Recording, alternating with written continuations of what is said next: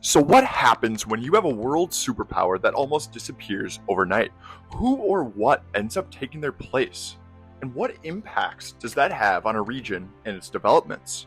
Well, we have an amazing example of this actually happening. When the Western Roman Empire collapsed, it laid the groundwork for what would become medieval Europe, as we know today, and lead to the first kings of the Dark Ages.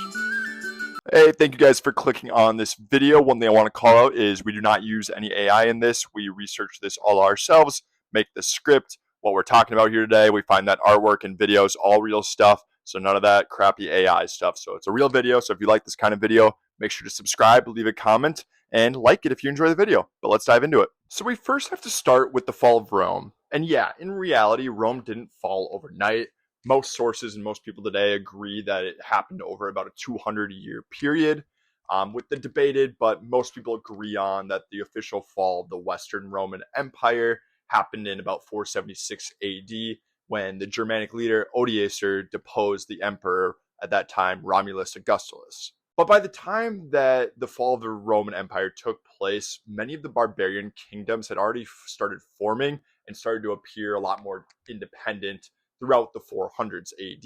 And if you want to learn more about the fall of Rome, there are plenty of great videos out on YouTube that can explain it a lot better than I can. So after this video, go check one of those out if you want to learn more. So when we look at this map of Europe in 476 AD, we can see that it quickly got divided amongst a bunch of different kingdoms and peoples, such as the Visigoths, Ostrogoths, Vandals, Franks. All of these different people start appearing. And with that, we actually start to see some of the first true medieval kings. And one thing I like to preface this with is that saying that, yes, there were kings of these people during the Roman Empire, but they didn't truly have their independence. They were more like client kings of the Roman Empire, and they worked for the Roman Empire. So after 476 AD and beyond, we actually start to see true medieval kings. And today we're going to focus on three of those: kings of the Franks, Ostrogoths, and the Visigoths. So the first king we're going to talk about is Euric, who was the first independent king of the Visigoths. So he was born in 426 to his father Theodoric the First of the Visigoths, not to be confused with who we'll talk about next, Theodoric the Great. But he was born as the third son of this king. So he had two older brothers, meaning that his rise to power wasn't determined. It was very unsure. Euric was able to claim the crown when his older brother Theodoric II in 466 AD. After that, he would go on to fight against some of the other tribes like the Franks up in Gaul and actually end up claiming some of northern Gaul amongst other things. And then finally in 475 AD, he forced the Western Roman Emperor Julius Nepos to recognize him as an independent ruler in exchange for the province that he had taken in Gaul, making him the first independent Visigothic king and one of the first true independent medieval kings that we would go on to later call, like traditional medieval kings that we see in fairy tales and all of that. He was one of the first to do so. So next on our list is going to be Theodoric the Great, who was king of the Ostrogoths from 475 to 526 AD. And he was also ruler of the independent Ostrogothic kingdom of Italy between 493 and 526 AD. So Theodoric was born in roughly about 454 AD to King Theodomir, who first ruled alongside his brother-in-law as vassals of Attila the Hun, actually. As a young kid, Theodoric was taken hostage in Constantinople as a part of a treaty.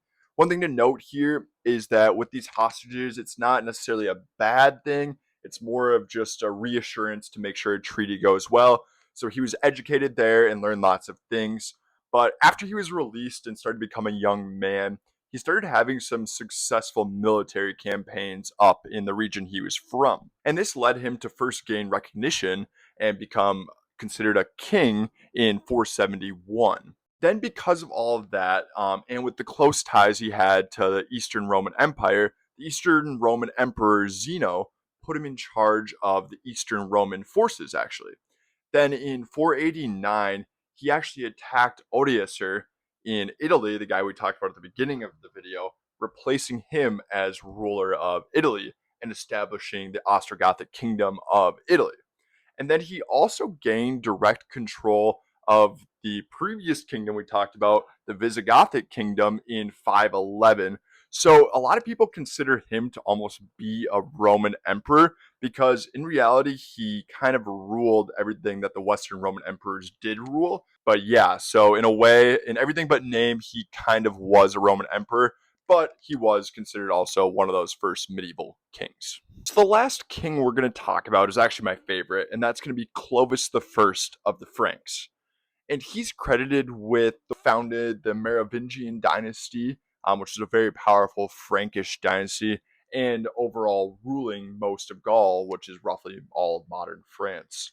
So Clovis, he was born in 466 AD to Childeric the First, king of the Salian Franks, and his father actually fought against the first king we talked about, which is kind of funny. It's kind of a small world here. But Clovis actually became king, succeeding his father 581 at just 15 years old.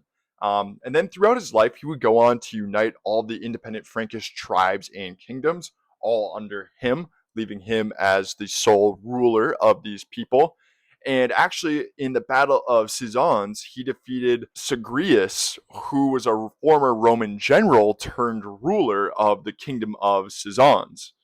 And then in 508, Clovis was baptized, actually, which led to a huge growth in Christianity in what we call Gaul or France and the Frankish people. But the really unique thing about him is he's kind of one of those kings that, is your traditional medieval king.